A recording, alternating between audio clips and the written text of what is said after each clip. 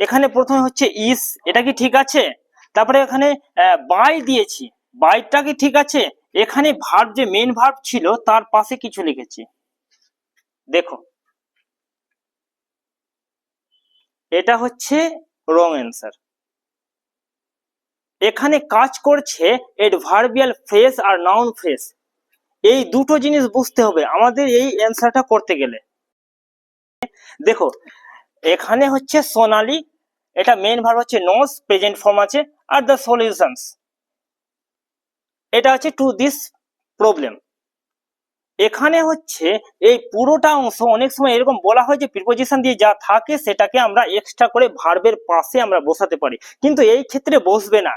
কেন বসবে না স্যার? এখানে কাজ করছে নাউন ফ্রেজ, এটা যে পুরোটা আছে এই জিনিসটা পুরোটা, এটা হচ্ছে নাউন ফ্রেজ।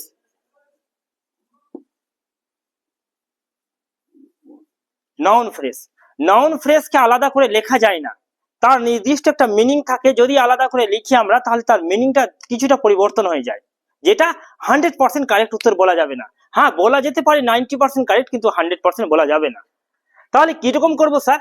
দেখো এই পুরোটা অবজেক্ট, এখানে অবজেক্ট হিসেবে পুরোটাই কাজ করবে, the solutions to this problem, তাহলে লিখে দাও। আর হ্যাঁ এখানে বাই হবে না, আগে বলে দিচ্ছি এখানে বাই হবে না, বাই হয় সাধারণত কিন্তু বাই হয় না এখানে এই ক্ষেত্রে। চলো দেখি করি কি হয় উত্তর, কারেক্ট উত্তর এটা হচ্ছে wrong answer. The solutions to this problem,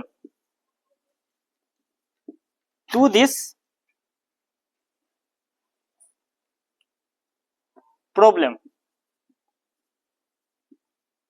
তাই তো আমি অবজেক্টটাকে লিখে দিলাম প্রথমে, এবার জানি এটা প্রেজেন্ট ফর্ম আছে, তাহলে আমাদের কি হবে, ইস, এম ইস আর এর মধ্যে কিছু হবে। এখানে দেখো সলিউশনস আছে, তাহলে ইস হবে না, অনেকটা আর হবে, লিখে দাও, আর লিখে দিলাম। নো, অবশ্যই ভয়েস চেঞ্জের সময় থার্ড ফর্ম বসে মেন ভার্বে, তাহলে নো এর কি হয় আমরা সবাই জানি, নন হয়, হয়ে গেল। এবার হচ্ছে যেখানে নো বা নন যেখানে বসবে নন, সেখানে টু হবে, বাই হবে না, বাই দিয়ে লিখতে হবে না সেখানে এই যে সাবজেক্টটাকে, তাহলে হয়ে যাবে উত্তর আমাদের টু, সোনালী।